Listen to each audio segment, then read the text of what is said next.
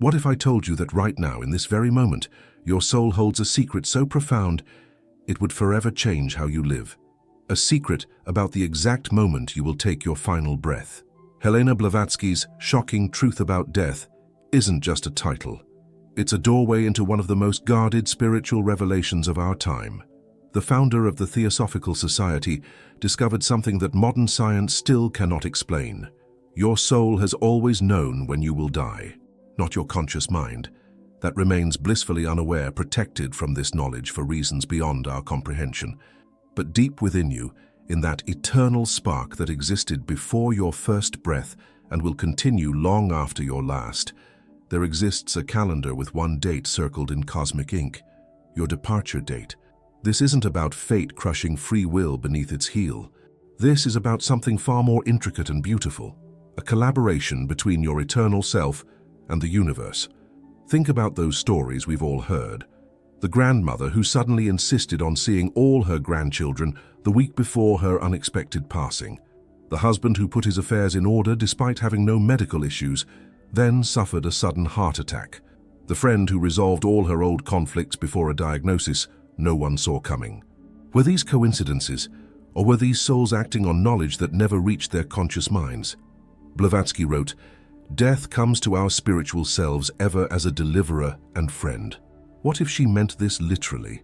What if your soul chose this moment, planned for it, and will recognize it when it arrives? Not with fear, but with recognition. In the next few minutes, I'm going to reveal what Blavatsky discovered through her studies of ancient wisdom traditions, what Edgar Cayce confirmed through thousands of psychic readings, and what modern hospice workers witness every single day, but rarely speak about publicly. This journey will challenge everything you think you know about life's final transition. It may comfort you, it may disturb you, but it will certainly transform you. If you're already feeling that tingle of recognition, that sense that something profound awaits, please subscribe to the channel and hit that like button, because this helps me continue bringing content like this to those who are ready to receive it. To understand the shocking truth that Helena Blavatsky uncovered, we must first journey back through time to the ancient mystery schools where death wasn't feared. It was studied. In the temples of Egypt, initiates learned that death was not an ending, but a transformation, a doorway rather than a wall.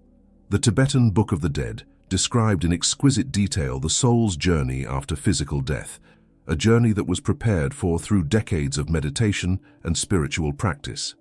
The Greek Eleusinian mysteries offered participants a glimpse beyond the veil, removing the fear of death through direct spiritual experience. What did these diverse traditions share? A profound understanding that consciousness continues beyond the physical form, and that this transition follows patterns and laws as precise as those governing birth. Helena Blavatsky, born in 1831 in what is now Ukraine, spent decades studying these esoteric traditions, traveling through India, Tibet, Egypt, and Greece. She wasn't merely an academic or a theologian, she was a spiritual scientist, testing and verifying ancient claims through her own extraordinary psychic abilities.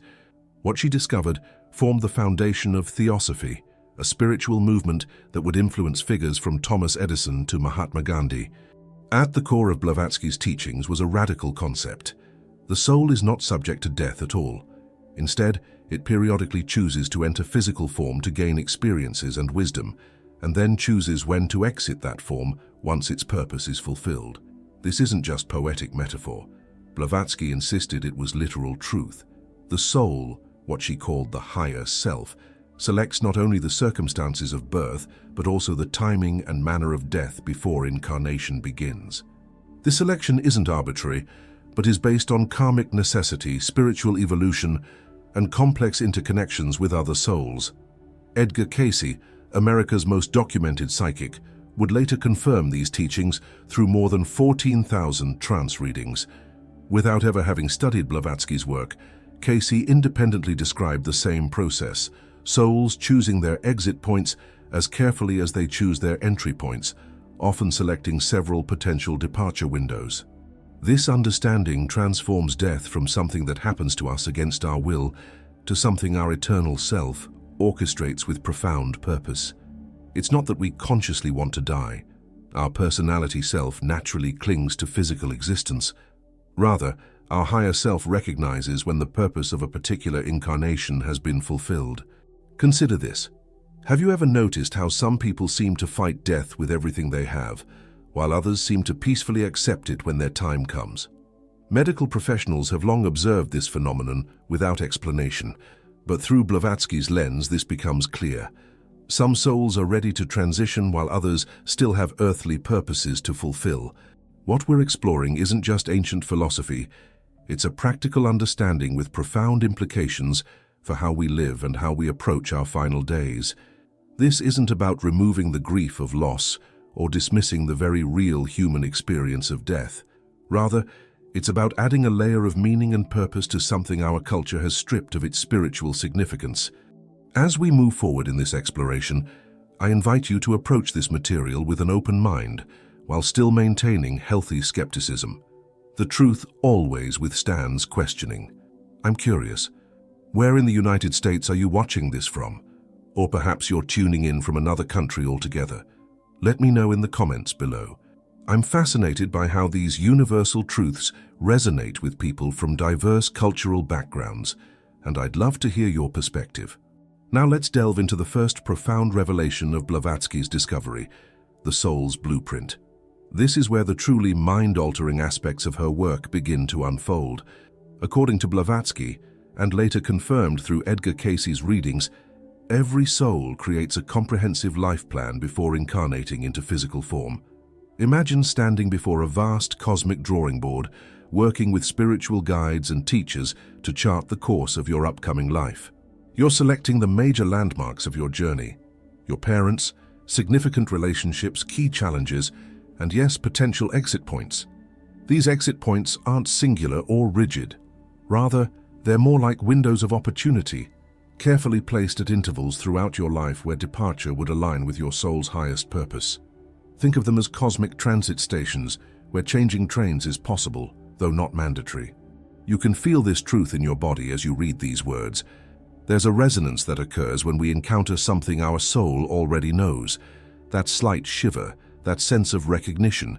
That's your deeper self acknowledging a truth it has never forgotten. The blueprint includes multiple potential departure times because the soul understands that free will and circumstances can alter the exact trajectory of a life. Perhaps you've set a window at age 40 if certain lessons are learned quickly, another at 65 if more time is needed, and yet another at 85 if your presence serves others for a longer duration. What's truly astonishing is how these exit points often coincide with specific astrological configurations that were present at birth. Blavatsky noted that the natal chart contains not only the script for life, but also the potential timing for death. The soul selects a birth time that aligns with its chosen exit windows, creating a perfect symmetry between entrance and departure. This isn't cold predestination. It's more like planning a cross-country road trip with several possible routes and stops, maintaining flexibility while still having a destination in mind. The soul's wisdom far exceeds the personality's limited perspective, seeing patterns and purposes that remain hidden from our everyday awareness. Consider those inexplicable premonitions people sometimes report before their death or the death of loved ones. The dreams that feel unusually significant. The sudden urge to put affairs in order. The unexpected desire to reconcile with estranged family members. These aren't random psychological phenomena. They're the higher self communicating with the conscious mind as one of these prepared exit points approaches. What's most remarkable is that these exit points often align not just with the individual soul's journey, but with the journeys of others. Your departure may be timed to catalyze another's spiritual awakening, to release someone from an obligation, or to bring several people together who need to heal collective wounds. This is why some deaths, though painful for those left behind, seem to serve a higher purpose that becomes apparent only with time. The widow who finds her life's calling after her husband's passing. The community that creates lasting change after losing one of its members. The family that heals generations of dysfunction while grieving a loved one. The soul's blueprint isn't just about the individual. It's about our interconnection with all other souls. A vast tapestry where each thread affects the entire design. If this perspective is resonating with you, If you're feeling that inner recognition of a truth your soul already knows, please share your thoughts in the comments below. And if you find value in exploring these profound spiritual concepts, please share this video with others who might benefit from this understanding.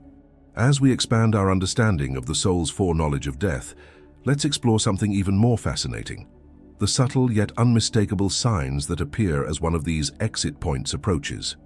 Months, sometimes even years, before physical death occurs, the soul begins a careful preparation process. This isn't visible to medical instruments or detectable through laboratory tests. It's an energetic withdrawal that happens on multiple levels simultaneously. Blavatsky described this as the silver cord loosening, a gradual untethering of the soul from its physical anchor.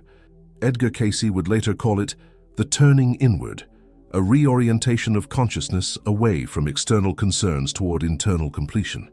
This preparation manifests in observable ways for those who know what to look for.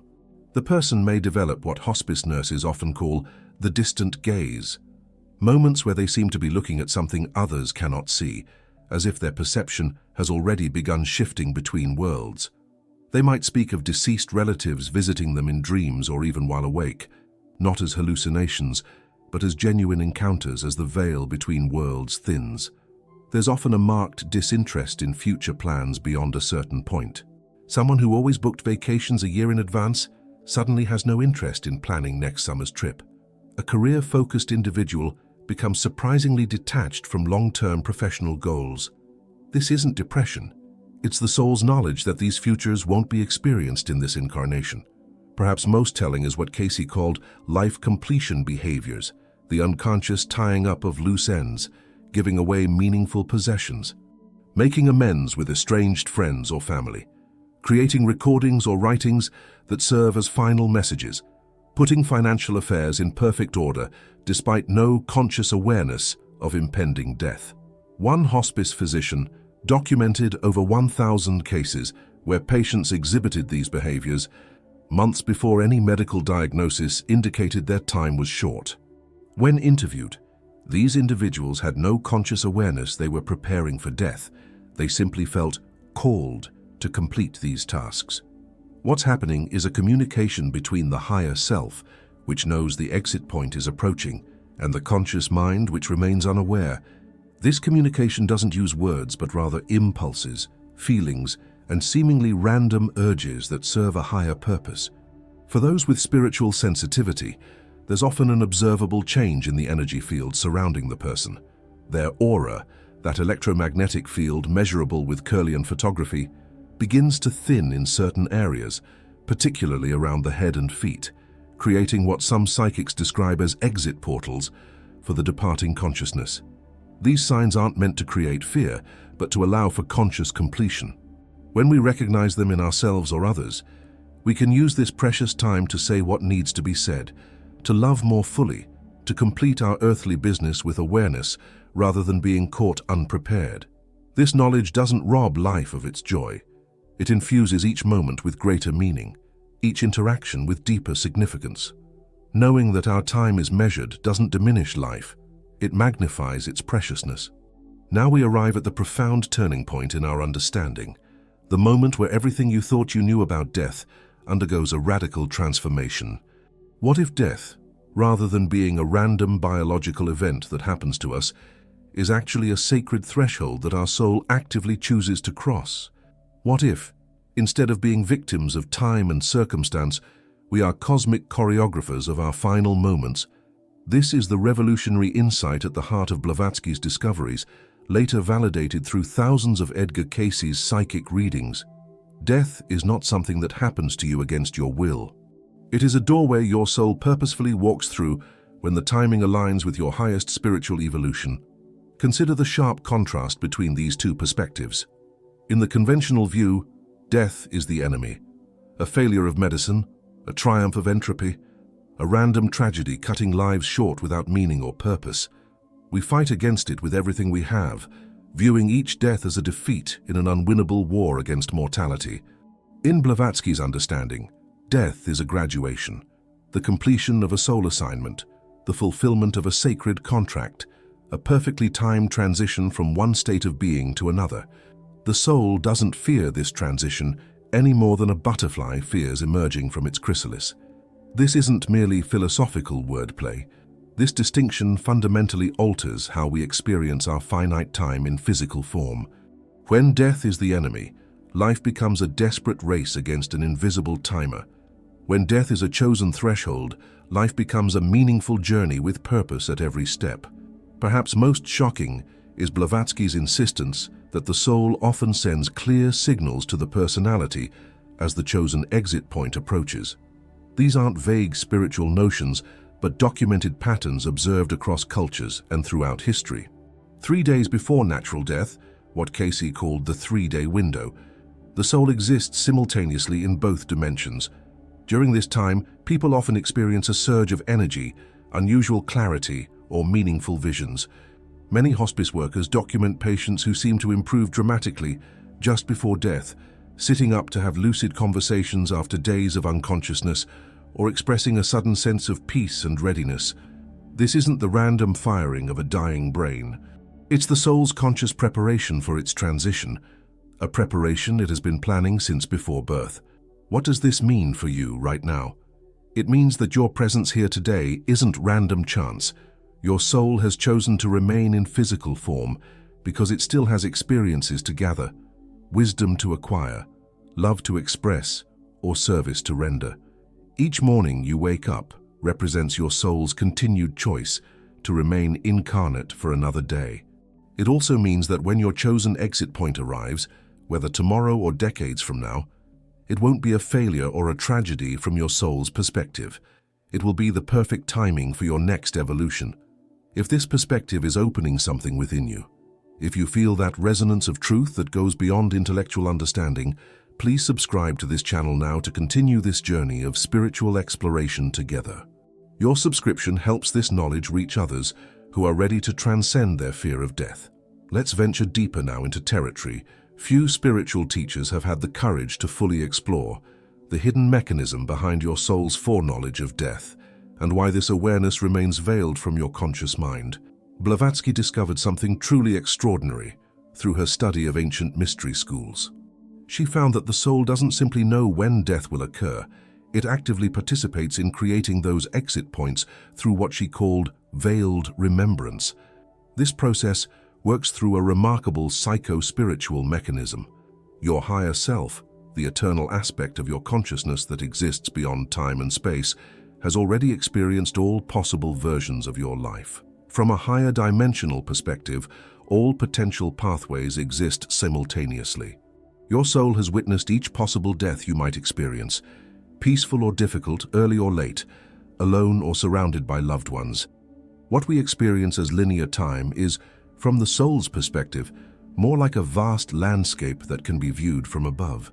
Your higher self has walked each potential path and selected the optimal exit points that serve your spiritual evolution. Here's where it gets truly mind-bending. These exit points are encoded into your subconscious mind before birth through what Casey called cellular memory. Every cell in your body carries not just your genetic code, but also energetic imprints of these potential transition times. This explains why people often have inexplicable knowledge of their approaching death. The body itself remembers what the conscious mind cannot access. This memory remains veiled for profound reasons. If we consciously knew the exact moment of our death, most of us would live in paralyzing fear or reckless abandon as that date approached. The veil of forgetting allows us to fully engage with life's lessons without the distortion that such knowledge would create. However, as one of these exit points approaches, the veil thins. Information begins to seep through from the subconscious to the conscious mind, not as clear knowledge, but as intuitions, dreams, and inexplicable urges to complete unfinished business. The most startling aspect of this process is the soul's ability to either embrace or reject each exit point as it arrives. Near-death experiences, where people clinically die but return to their bodies, often represent moments where the soul approaches an exit point but chooses to continue the incarnation because certain purposes remain unfulfilled. This explains why some people with terminal diagnoses inexplicably recover, while others with minor conditions suddenly die. The medical prognosis is merely measuring biological factors. while the ultimate determination comes from the soul's assessment of its completed purpose. The ancient Egyptians understood this so well that they created an entire science around this process. Training initiates to recognize approaching exit points and make conscious choices about whether to depart or remain. The books of Coming Forth by Day, mistranslated as the Book of the Dead, were actually guides for navigating these transition opportunities with awareness rather than unconscious reaction. This hidden knowledge has been carefully guarded through the centuries, shared only with those ready to transcend their fear of death and embrace the larger cosmic perspective. Today, I'm sharing it with you because our collective evolution requires this wisdom now more than ever. If you're finding this perspective valuable, please hit the like button right now. It helps spread this vital message to others who are seeking deeper understanding about life's greatest mystery. How does understanding the soul's foreknowledge of death transform your everyday life? This isn't merely philosophical speculation, it's practical wisdom with immediate applications. When you truly internalize that your soul knows when you'll die and has designed your life accordingly, ordinary moments take on extraordinary significance. That chance encounter that changed your life's direction, that unexpected opportunity that appeared precisely when you needed it, that narrow escape from danger. None of these were random. They were choreographed by a consciousness that sees the entire journey from beginning to end. This understanding changes how you perceive seemingly negative events. The job loss that felt devastating might actually be your soul's course correction toward an exit point that serves your highest purpose. The relationship that ended painfully might be creating necessary space for completion experiences before your chosen transition time. Many people report an overwhelming sense of peace upon embracing this perspective. The nagging anxiety about death, that background hum of mortality awareness that pervades modern consciousness, often dissolves when death is recognized as a chosen threshold rather than an imposed ending. This isn't abstract theory. Hospice workers regularly witness the profound difference between those who die fighting against death and those who recognize when their soul has chosen to transition. The latter often experience what palliative care professionals call a good death, peaceful, meaningful, and marked by unusual clarity and even joy despite physical discomfort. Dr. Elizabeth Kubler-Ross, after studying thousands of dying patients, concluded, "Those who have the strength and the love to sit with a dying patient in the silence that goes beyond words will know that this moment is neither frightening nor painful, but a peaceful cessation of the functioning of the body." What she witnessed was people aligning their conscious awareness with their soul's foreknowledge, recognizing at the deepest level that the timing was right, that nothing was being cut short, that everything necessary had been completed. This doesn't mean we shouldn't use medicine to treat illness or take reasonable precautions for safety. The physical vehicle deserves respect and care. But it does mean we can release the desperate clinging to physical existence that often makes the dying process more difficult. For those grieving loved ones who have passed, this understanding offers profound comfort. Their departure wasn't random tragedy or cruel fate. It was their soul's recognition that its purpose in physical form had been fulfilled. The timing, while painful for those left behind, served the highest evolution of all souls involved. Now you stand at a crossroads. Having glimpsed this profound truth about your soul's foreknowledge of death, you face a fundamental choice that will determine how you experience the remainder of your earthly journey. Will you continue living as if death is a random accident waiting to happen, an enemy to be feared and fought at all costs? Or will you embrace the understanding that your exit point has already been selected with perfect wisdom by the highest aspect of your consciousness? This choice isn't theoretical. It manifests in how you approach each day. Those who recognize the soul's blueprint live differently. They understand that time isn't measured in quantity, but in completion. A life of 20 years can be as complete as one of 90 if the soul's purpose is fulfilled. This perspective challenges our cultural obsession with longevity at any cost. Perhaps the question isn't, how can I live as long as possible, but rather, how can I fulfill my soul's purpose in the time I have? Not, how can I avoid death, but how can I approach my chosen threshold with awareness when that time comes? Living with this consciousness means developing what Blavatsky called death literacy, the ability to recognize the language of the soul as it prepares for transition. This includes acknowledging the whispers of intuition, the significant dreams, the inexplicable urges that may be your higher self communicating important guidance. It means releasing the illusion of control over death while embracing your responsibility for how fully you live. Your soul has chosen when you'll depart, but your conscious self chooses how present you'll be until that moment arrives. Perhaps most challenging, it means viewing your relationships through this lens of temporary physical connection, serving eternal soul purposes. Every significant person in your life is part of your soul contract, playing roles in your development and you in theirs. Some may be with you at your departure, others may not, all according to the higher plan you created together. When you view your remaining time, whether decades or days, as perfectly allocated for completing your soul's purpose, priorities clarify instantly. Petty concerns fall away. Authentic values emerge. The question becomes not, what can I get from life? But, what did I come here to give? This is the challenge before you now. Will you continue sleepwalking toward your appointed transition? Or will you awaken to conscious participation in your soul's journey? What would change in your life if you fully embraced this understanding? How would your priorities shift? What relationships would you nurture differently? What legacy would you focus on creating? Share your thoughts in the comments below. I'm genuinely curious about your perspective. Now we arrive at perhaps the most astonishing revelation of all, what Helena Blavatsky and later Edgar Cayce described as the 3-day window before physical death. According to their findings, approximately 72 hours before a natural death occurs, the soul begins its final preparation phase. During this remarkable window, consciousness exists simultaneously in both the physical and non-physical dimensions. This isn't metaphorical. It's a literal expansion of awareness that has been documented across cultures throughout history. During these 3 days, several extraordinary phenomena consistently occur. First is what hospice nurses often call the gathering, the strong urge many dying people feel to assemble loved ones around them. This isn't merely emotional comfort-seeking. The soul is literally gathering the energy of significant relationships as it prepares for transition. Second is the life recognition, distinct from the life review that occurs after death. In these final days, people often experience profound clarity about the meaning and purpose of their life experiences. Suddenly, seemingly random events are recognized as perfectly orchestrated lessons. Long-standing questions find resolution not through new information, but through expanded perspective. Third is what Cayce called the thinning of the veil, increased communication between dimensions. This is when visitations from deceased loved ones most commonly occur, not as hallucinations, but as genuine encounters made possible by the soul's expanded state of consciousness.